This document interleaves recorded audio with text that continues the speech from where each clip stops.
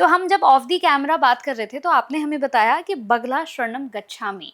तो मैं सबसे पहले आपसे यही जानना चाहती हूँ, क्योंकि जैसे मैंने कहा कि बुद्धम शरणम गच्छामि तो हमने सुना है, बगला शरणम गच्छामि नहीं सुना।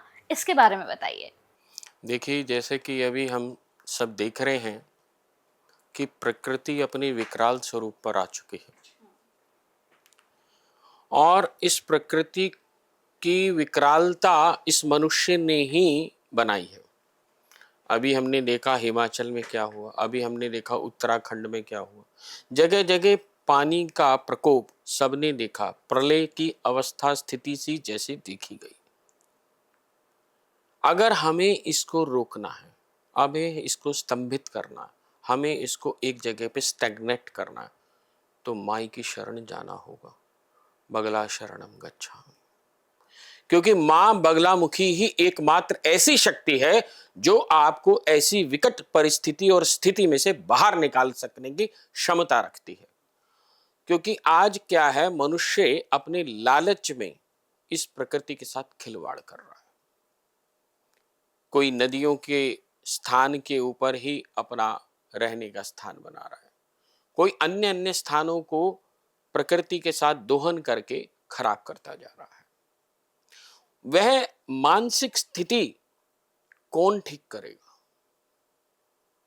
हमें माई की शरण जाना होगा, जिससे कि ये प्रकृति और ये मनुष्य दोनों ही एक जगह स्थिर हो सके, दोनों एक सही स्थिति में चल सके, जिससे कि ये मनुष्य कहीं जल्दी ही अपना खात्मा ना कर ले।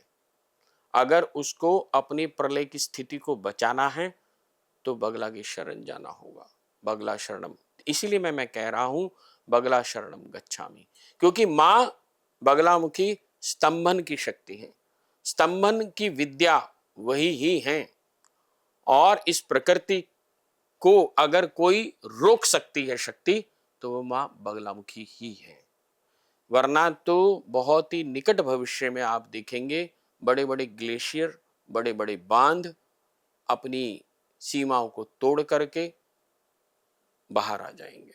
उनको अपनी सीमाओं में रखने के लिए माई की शरण, माँ की उपासना साधना मात्र इसलिए नहीं करनी होगी कि मेरी बेटी की शादी नहीं हो रही, मात्र इसलिए नहीं करनी होगी मेरा व्यापार नहीं चल रहा। हमें कहीं इससे ऊपर उठ करके, निज का हित से ऊपर उठ करके राष्ट्र के हित के लिए, इस विश्व के हित के लिए भी मां से निवेदन करना होगा। इसलिए मां की शरण जाना होगा। बगला शरणम गच्छामि।